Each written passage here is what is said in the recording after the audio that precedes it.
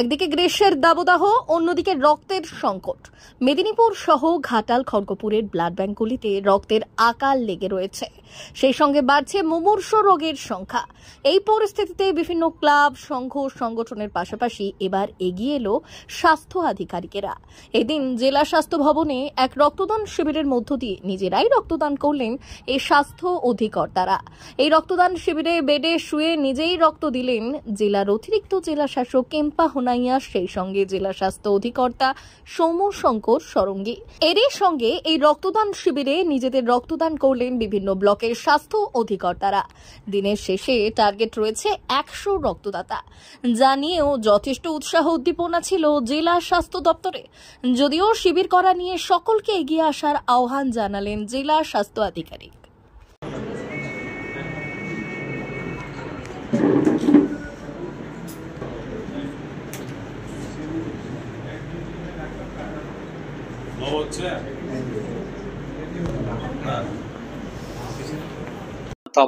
সকালে আমাদের CMO sir, আমাদের ডিস্ট্রিক্ট ম্যাজিস্ট্রেট চেম্বারের উনি গিয়েছিলেন, আমিও ছিলাম ওখানে।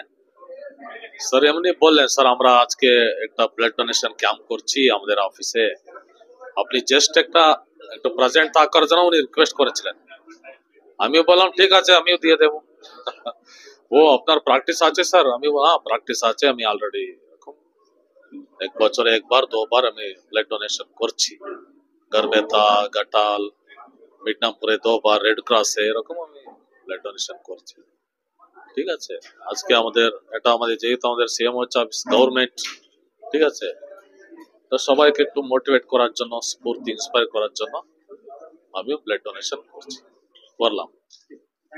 প্রতি বছরের মতো এবছরেও আমাদের জেলা সিএমএইচ অফিসে রক্তদান শিবির আমরা উৎসবের মতো আজকে পালন করছি। সেখানে আমাদের মধ্যে উপস্থিত আছেন আমাদের জেলার এডিএম উন্নয়ন কেম্পা হোনাইয়া মহাশয় এবং তৎসহ অনেকে যারা রক্ত আন্দোলনের সাথে যুক্ত।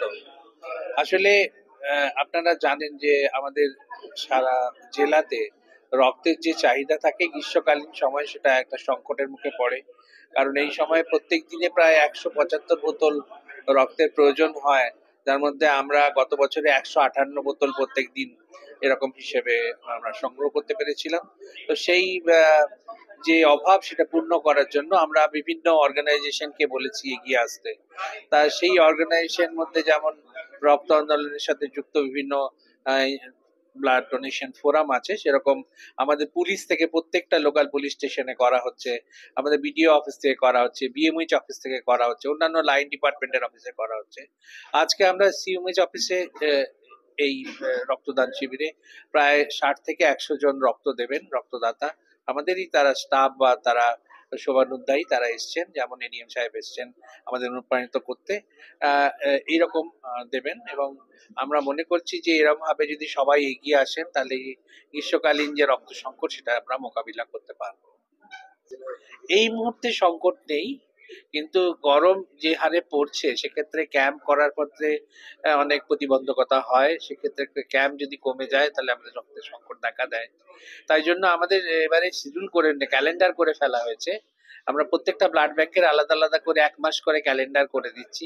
এবং আপনারা জানেন একটা আরএফআইডি বলে একটা পোর্টাল হয়েছে, যে পোর্টালতে রক্তের ব্লাড ব্যাংকগুলোর প্রত্যেকটা স্ট্যাটাস যেমন জানা যায়, সেরকম আগামী 30 দিনে কি এই ক্যালেন্ডার ওখানে তৈরি করা থাকে, কবে কোথায় রক্তদান শিবির হবে।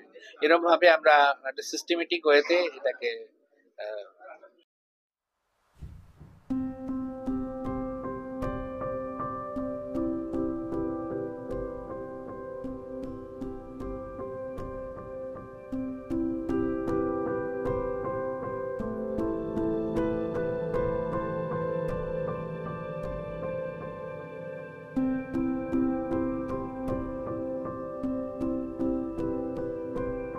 D news, Medinipur.